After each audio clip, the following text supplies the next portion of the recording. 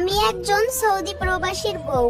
সারাদিন সব কাজ শেষ করে রাতে স্বামীর সাথে একটু কথা বলি। সেদিন রাতে স্বামী আমাকে বারবার কল দিচ্ছিল। এদিকে ননদরা আসছে তাদের জামাই নিয়ে, তাই কাজ করতে করতে কথাই বলতে পারছিলাম না। হঠাৎ একটা মেসেজ এলো, বউরে আর বোধহয় দেশে ফেরা হবে না, আমার শরীরটা খুবই খারাপ। আমি পাগলের মতো কল ব্যাক করলাম। ভিডিও কলে তার মুখটা দেখে ভিতরটা কেঁপে উঠলো।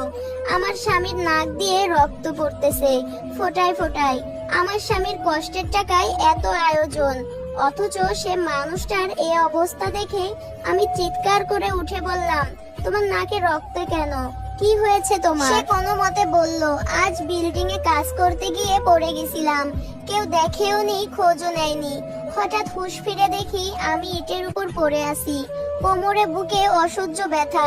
কোনো মতে একটু ডাকাডাকি করলাম, কয়েকজন এসে আমাকে হসপিটালে নিল।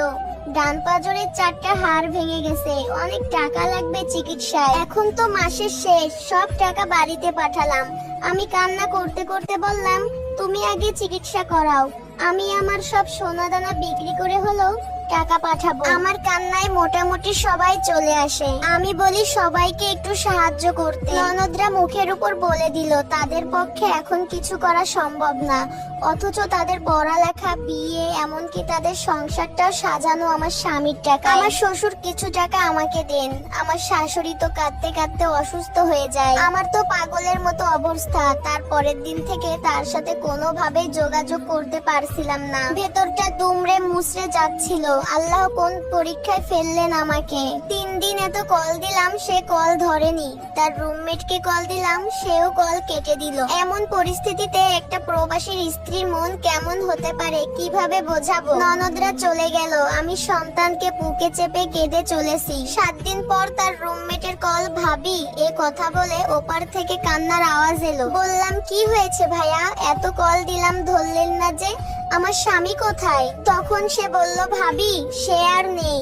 আমি চিৎকার করে বললাম, নেই মানে কি? ভাবি, আমরা অনেক চেষ্টা করেছি, কিন্তু তখন অনেক লেট হয়ে গিয়েছিল, ভেতরে রক্ত জমে গিয়েছিল, আমরা পারলাম না তাকে বাঁচাতে। আপনি কল দিচ্ছিলেন ধরেনি, শুধু কেঁদেছি সবাই। ধরে কি বলবো আপনাকে, আমরা তো মানুষটাকেই বাঁচাতে পারলাম না।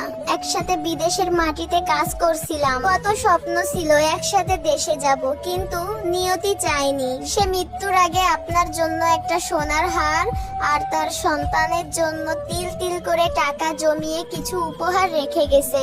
দেশে লাশ পাঠানোর ব্যবস্থা চলতেছে, সামনের সপ্তাহে চলে যাবে। আমি স্তব্ধ হয়ে যাই। আমার 2 বছরের মেয়ে এসে বলতেছে, আম্মু কান্না করছো কেন, আব্বুকে বকেছে? এই কথা শুনে আমি চিৎকার করে বলি, মারে, তোর আব্বু আর কোনোদিন বকবে না, আর তোকে আর কোনোদিন কোলে নিয়ে আদর করবে না, আর তোকে ঘরে এসে কোলে নিয়ে চুমু দিবে না। আমার কান্নার আওয়াজ শুনে শ্বশুর শাশুড়ি ছুটে চলে আসে। শাশুড়ি সেন্সলেস হয়ে যায়। আমিও জানি না কখন মাটিতে পড়ে গেছিলাম। পাড়া প্রতিবেশী এসে আমাদেরকে হসপিটালে নেয়। তার লাশটা 1 সপ্তাহ পর দেশে আসে। হেঁটে হেঁটে গিয়েছিল আনুষ্ঠা। যাওয়ার একদিন আগেও আমাকে বলেছিল, তুমি চিন্তা করো না, আমি খুব শীঘ্রই দেশে ফিরে আসব। তুমি নিজের খেয়াল রাখবা আর আমার মেয়েটাকে একটু দেখে শুনে রাখবা।